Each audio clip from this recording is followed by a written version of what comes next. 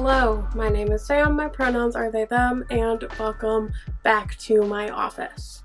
So today I am going to be doing my June monthly reset. I'll do a very brief wrap up for the month of May, a very brief TBR for the month of June, and we will kind of discuss where things are at.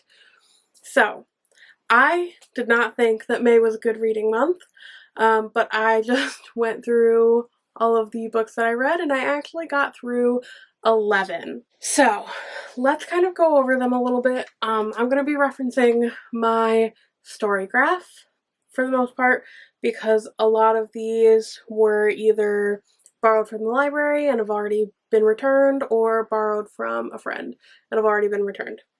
So I read The Sin Eater's Daughter by Melinda Salisbury, which is part of my Read 23 for 2023 backlog challenge thing that I'm doing, where I read the books that I've had on my shelf for like the longest. I gave it a 3-star. It was fine. I feel like if I had read it when I had received it at the age of like 15 or 16, I would have really enjoyed it. But I'm not the audience anymore. And that's not to say that I don't read YA and love YA, but I felt like this was classic, like mid-2010s, like YA romance, fantasy romance, and it was fine. I will be unhauling it. So I have to say that the majority of the books that I have read from my backlog challenge, I will be unhauling so far. So yeah, I read The Wolf and the Woodsman by Ava Reid, and I gave that a 4-star. I really enjoyed it. My main problems with it had to do with, I don't think that I like fantasy romances where like the two partners are from religions that one of the partners' religion wants the other one's people to be dead. I'm learning that I really genuinely don't like it. But other than that, Ava Reid, beautiful writer, beautiful story, and I will be continuing to read her stuff. And then I read The Priory of the Orange Tree by Samantha Shannon.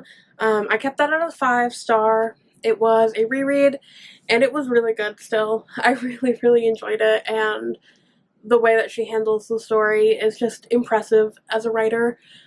If you want to know more about my thoughts for both The Priory of the Orange Tree and Day of Fallen Night, I did do a whole video on that last week. So yeah, that's out there in the universe. And then I got even farther into my backlog challenge, and I read A Darker Shade of Magic and A Gathering of Shadows by V.E. Schwab. I gave A Darker Shade of Magic 3.5 stars, and I gave A Gathering of Shadows 3 stars. I thought they were both fine. I thought the stories themselves were fine. I think that a lot of the reason that their rating is kind of mid-tier for me is because I've read so many other V.E. Schwab stories, and I loved them, and I know what her stories can look like.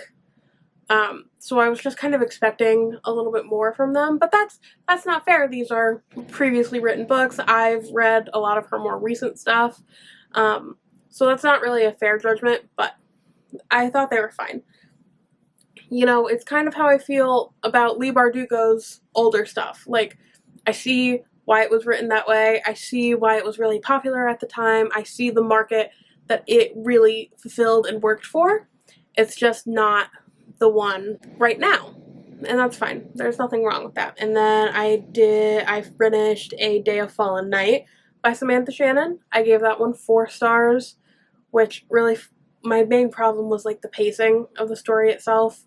I go a lot more in depth in that video from last week if you want to check that out. And then I was exhausted by fantasy, so I went crazy. I read My Best Friend's Exorcism by Grady Hendrix in one day. Flew through it. I gave it a 4 stars. I had previously read The Southern Guide to Slaying Vampires or something like that by Grady Hendrix. I really loved it. It was really gross though. I had similar feelings about this. I really loved it. It was really gross though. And I borrowed that from one of my friends. She was like, I read this. You have to read it. You'll love it. And I was like, okay. And then I went crazy and I devoured it. I truly devoured it. So I'm on a Grady Hendrix kick right now, to give you a fair warning.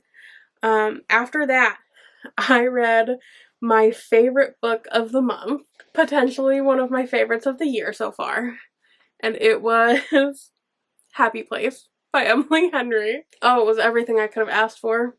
It was so good. I loved it. I really loved it, and I loved the aspects of it that were outside of romance too. The ways in which like the main characters found themselves and focused on themselves, I loved it. Okay. Happy Place was not better than Book Lovers for me. Book Lovers still stands at my #1 Emily Henry book, but Happy Place is a definite second. Okay, let's move on to more Grady Hendrix. I read How to Sell a Haunted House, which I gave 4 stars, and it was terrifying. It was absolutely terrifying. Like, I'm thinking about it right now, and I am, like, about to start crying, because it was so scary. And I think it might be so scary because the main horror aspect of this was, like, dolls and puppets. And I don't like dolls and puppets. They freak me out. They make me so uncomfortable. So it was so incredibly scary. So I really loved it. But it definitely freaked me out. It was definitely my kind of horror where it was like a haunting scenario. Because I really like horror that involves hauntings. I'm still a beginner in my horror reading journey. I'm always very cautious with horror because I don't do gore. I do not do gore. It's not the vibe for me. So I'm still trying to figure it out. I'm still definitely like a beginner, and I don't think that I'll ever get into like extreme horror, but I really liked this one. And then I read Icebreaker by Hannah Grace, which I gave a 4-star. And I'm not even gonna lie, it gets a 4-star, not really for the construction of the story, but more for the smut that is in it.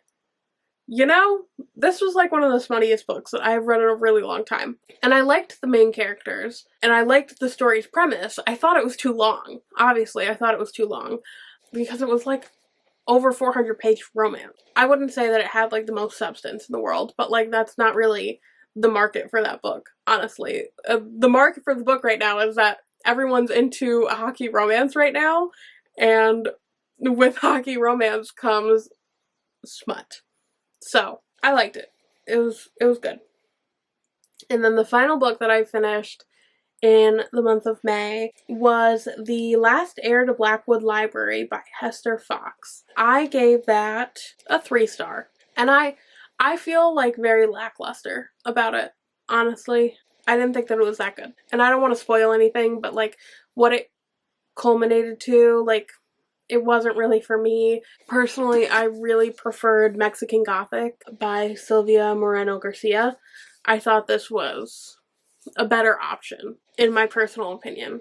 If you wanted something where it's like an old house with a bunch of secrets and all of that, I think this is a better option, personally speaking. So that is kind of where I left off with my wrap up for the month of May. And now it is June. Happy Pride. I am trying to stay positive. This has not been a good Pride so far. So we are going to hope to reel it back in by doing some fun stuff. So my main challenge for the month of June is I'm doing a video on the Wayward Children series by Shannon McGuire. So I have all of them here except for the third one. I have to go and get that one. and I'm really excited. I want to do a whole video about them, breaking down the characters, talking about their queer identities, and all of that fun stuff. So I've only read the first book in this series before, so I'm really excited to get to continue on, and also consume some nice short fiction, you know? I would also really like to start Gideon the Ninth and potentially the second book in the series this month. This is a lesbian necromancer fantasy, and I don't really know anything else about it, but like, bring up lesbian necromancer and you've kind of got me right in your grasp. So I'm excited for these, to learn more about them, to just finally get to like actually talk about them, because I feel like I just have them sitting here like waiting for me. They are, if you listen to Ariel Bissett and Relene on their podcast Books Unbound, they have a phrase that they use called mashed potato books, where it's like something that you know you're going to love but you're putting it off because you don't want to be done with it yet. You want to like savor it. And I definitely feel like Gideon the Ninth has turned into a mashed potato book for me. And then I also have, I am still in a horror like mood at this point. I'm in like a hardcore horror mood. So I also would like to get through She is a Haunting by Trang Tan Tran. This is fairly new. It came out earlier this year, and it's a horror about a girl who goes to Vietnam to stay with her father, and she has to like pretend to be straight to receive the financial assistance that she needs to go to college. But you know, things start happening in the house and it gets a little crazy from there. So it's a gothic, and I'm kind of imagining that it's going to give off Mexican gothic vibes, which is what I'm really hoping for. But like, just look at it. It's just stunning. I just love it. So I've been wanting to pick this up. I've only had this on my shelf for like 3 months or so. And then I'm also picking up Hell Followed With Us by Andrew Joseph White. So this was super popular last year, and honestly I'm kind of picking this up to prepare myself to see if I'm going to like Andrew Joseph White's next book, which I believe is about I might be wrong, but I believe it's about a non-binary autistic person. So I really, really want to pick that up when it comes out, but I want to see if I like the writing style of this and if I can handle whatever gore is in it, because I've heard that Andrew Joseph White writes some hardcore gore, so that makes me a little bit nervous, but I'm gonna do it anyway. And then I'm picking up Honey Girl by Morgan Rogers yet again. I think this will be reread number 4, because this month has been really bad and we're only 3 days in, and I need a little bit of emotional support. I need to feel seen and loved, and Morgan Rogers is really that author for me. Like, look at this. My poor copy.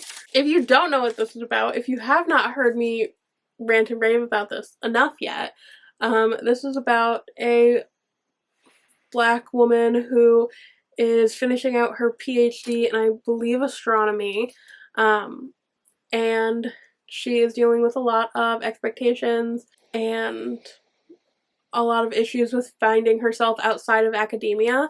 And she goes to Vegas, and she wakes up one morning after being blackout drunk, figuring out that she got married to Yuki Yamamoto.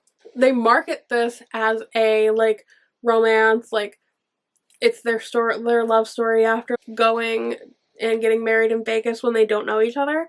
Personally, that is not how I would describe this. I would describe this as focused on self-discovery and learning about yourself and learning about your own boundaries, and just a beautiful demonstration on how difficult it is to know yourself and to be yourself, but how beautiful it is when you finally are able to accept yourself.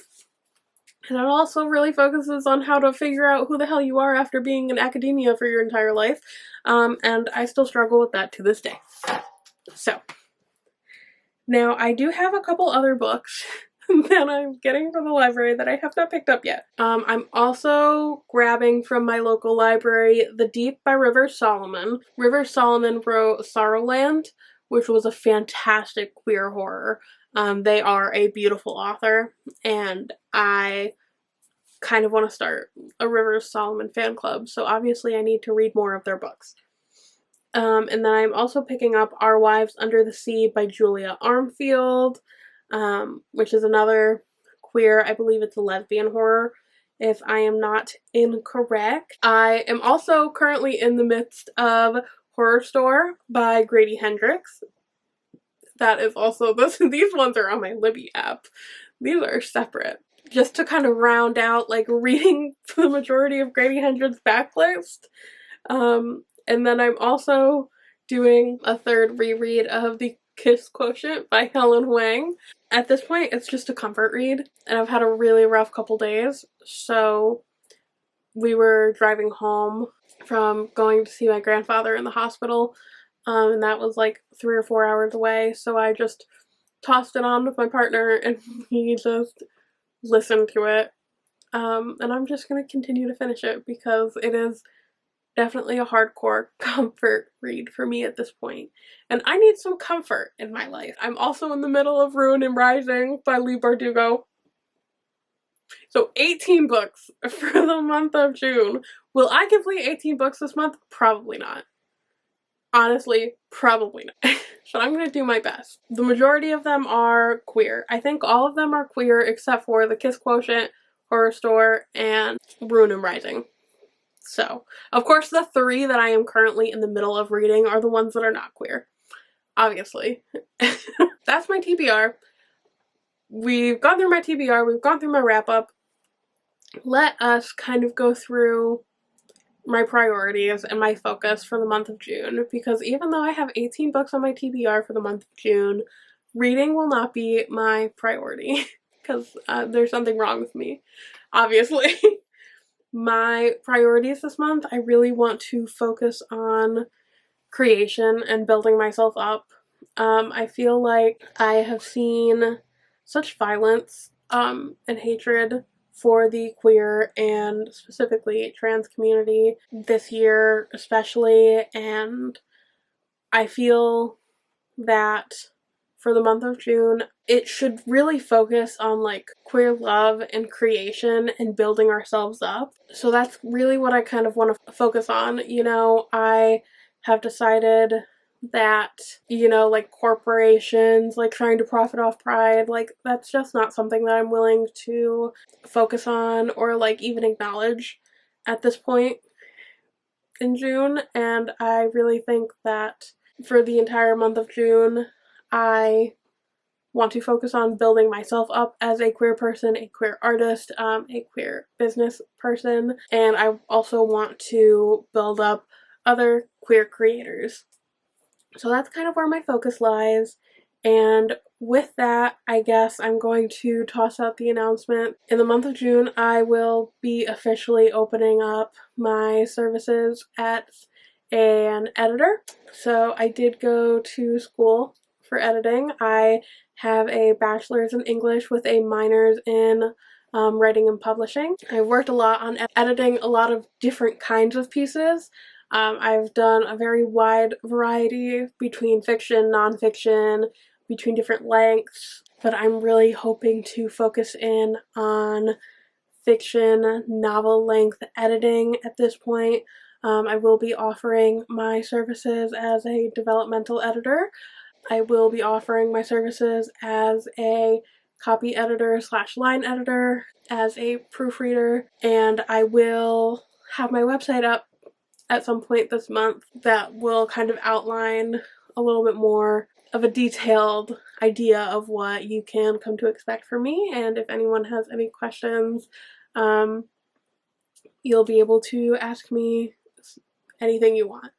And I will toss out a video when that gets finalized, but that will be happening this month.